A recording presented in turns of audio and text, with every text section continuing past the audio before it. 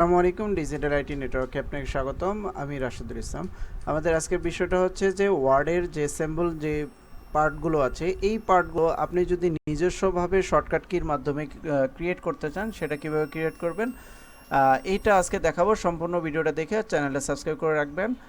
এখানে দেখেন, আপনি সিম্বলে যদি ক্লিক করেন, ক্লিক করার পরে এখানে যে অপশনগুলো আছে এগুলো কিন্তু শর্টকাট কি, শর্টকাটেও আপনি ব্যবহার করতে পারবেন।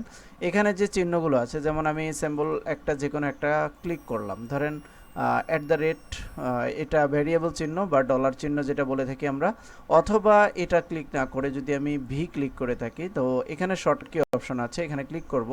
ক্লিক করার পরে দেখেন এখানে প্রেস নিউ শর্টকাট কি, যদি নতুন কোনো শর্টকাট কি দিতে চান তাহলে সেটা কীভাবে করবেন। তো এখানে আমি যদি কন্ট্রোল জেড দিলাম, তাহলে এটা অ্যাসাইন করে দিলাম, ক্লোজ করে দিলাম। এরপরে আরও একটা নিলাম, সেটাও ধরেন আমি এই যে কপিরাইট যে চিহ্নটা, কপিরাইট চিহ্নটাও আমি শর্টকাটে আমি নিজের মতো করে নেব। এটা কিন্তু অল্টার কন্ট্রোল প্লাস সি দেওয়া আছে। তো আপনি যদি এখানে শর্টকাট কি নিজে ক্রিয়েট করতে চান তাহলে কীভাবে করবেন, কন্ট্রোল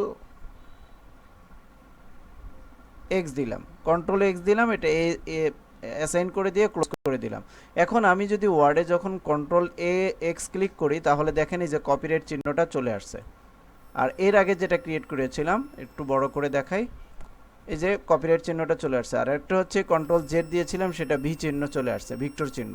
তো আপনি চাইলে আপনার সিম্বলের যেই অপশনগুলো আপনি ক্রিয়েট করতে চান, অথবা সিম্বল যদি আপনি নিজেই চান, তো আপনার যদি শর্টকাট কমান্ডটা আপনি নিজেই ইউজ করতে চান নিজের মতো করে, তো এখান থেকে গিয়ে আপনি এগুলো চেঞ্জ করে দিতে পারবেন।